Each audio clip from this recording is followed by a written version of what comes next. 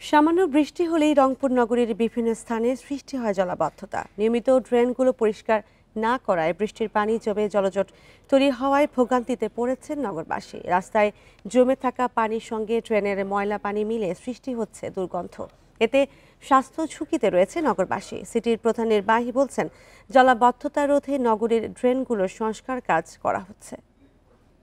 আর এ নিয়ে আরও জানাতে রংপুর থেকে যুক্ত হচ্ছেন সহকর্মী নজরুল ইসলাম। নজরুল, কয়েকদিন ভারী বৃষ্টির পূর্বাভাস আছে, পরিস্থিতি বিবেচনায় কি ব্যবস্থা নিচ্ছে সিটি কর্পোরেশন?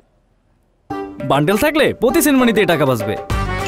বিকাশ সেনমানি বান্ডেল কিনে জিতুন প্রতি লেনদেনে। হ্যাঁ, দেখুন, মূলত আসলে সিটি কর্পোরেশনের যে উদ্যোগ গ্রহণ করা হয়েছে সেটি আসলে ছোটো ছোটো যেসব যে ড্রেনেজ আছে সেটি কিন্তু পরিষ্কার তারা একটা উদ্যোগ গ্রহণ করছেন এবং ব্যবস্থা নিয়েছেন। তবে তারপরে কিন্তু আপনি নিশ্চয়ই জানেন যে এটা দীর্ঘ বছরের কিন্তু একটা মানুষের ভোগান্তির দুর্ভোগ। আপনি নিশ্চয়ই দেখতে পাচ্ছেন যে এটি কিন্তু সেবা সুন্দরী খাল।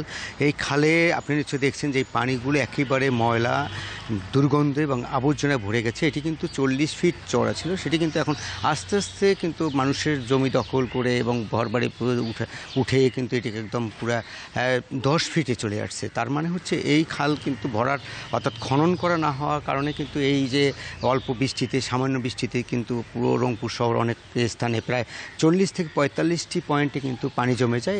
পানি জমে যাওয়ার ফলে কিন্তু সেখানে জলাবদ্ধতার সৃষ্টি হয়, মানুষের ভোগান্তি হয়, দুর্ভোগ হয়। এটি কিন্তু দীর্ঘ বছরের দাবি রয়েছিল মানুষের। এটি নিয়ে কিন্তু মানববন্ধন, বিক্ষোভ সহ নানা ধরনের কর্মসূচি কিন্তু পালন করছে এই এলাকার লোকজন এবং রংপুর সিটি কর্পোরেশন পাশে কিন্তু তারা অর্থাৎ এটি নিয়ে কোনো আন্দোলন করেছে। তবে সিটি কর্পোরেশনে কিন্তু আমরা দেখেছি একে 3-4টি মেয়র এবং পৌরসভার চেয়ারম্যানও চলে গেছে, কিন্তু এই উদ্যোগ গ্রহণ করবেন, পানি উন্নয়ন বোর্ড উদ্বোধন করবেন, জেলা পরিষদ উদ্বোধন করবেন, কিন্তু এখন পর্যন্ত কিন্তু হয়নি। তবে আমরা যেটা জেনেছিলাম যে 400 অর্থাৎ টাকা কিন্তু বরাদ্দ হয়েছিল, 400,000 কোটি টাকা বরাদ্দ হয়েছিল, সেটি কিন্তু আসলে ফিরে গিয়েছে। সেটি কিন্তু করার কথা ছিল, সেটি কিন্তু করতে পারেনি।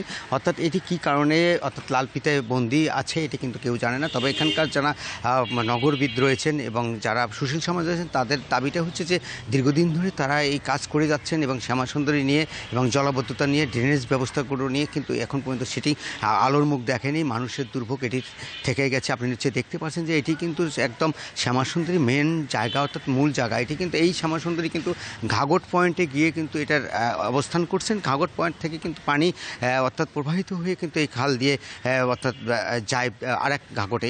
সেখানে গিয়েও কিন্তু এই পানি তার ধারণ ক্ষমতা রক্ষা করতে না পারার কারণে সেটি কিন্তু আস্তে আস্তে বন্ধ হয়ে যাওয়ার কারণে কিন্তু মানুষের যে দুর্ভোগ এটি কিন্তু থেকেছে। আপনি নিশ্চয়ই দেখছেন যে মশা ছোঁয়া আরম্ভ করে বিভিন্ন যে দুর্গন্ধ, এটি কিন্তু এই কারণে কিন্তু মানুষ, এই এলাকার মানুষ কিন্তু ক্ষতিগ্রস্ত হচ্ছে। অনেকেই অভিযোগ করছেন যে এই শ্যামাসুন্দরীর কারণে তারা বাসা বাড়িতে ঠিকভাবে থাকতে পারেন না। যারা শিক্ষা প্রতিষ্ঠানে শিক্ষার্থী রয়েছেন তারাও কিন্তু বলছেন যে বিভিন্ন শিক্ষা প্রতিষ্ঠানে তারা পানি উঠে যায়, পানি ওঠার ফলে তারা স্কুল কলেজে যেতে পারে না এবং এই শ্যামাসুন্দরীর জন্য অনেক কিন্তু তারা এই আন্দোলন করছেন এবং বিভিন্ন জায়গাতে আবেদন করছেন এবং মন্ত্রণালয়ে তারা চিঠি দিয়েছেন, কিন্তু এখন পর্যন্ত কিন্তু আলোর মুখ দেখেনি।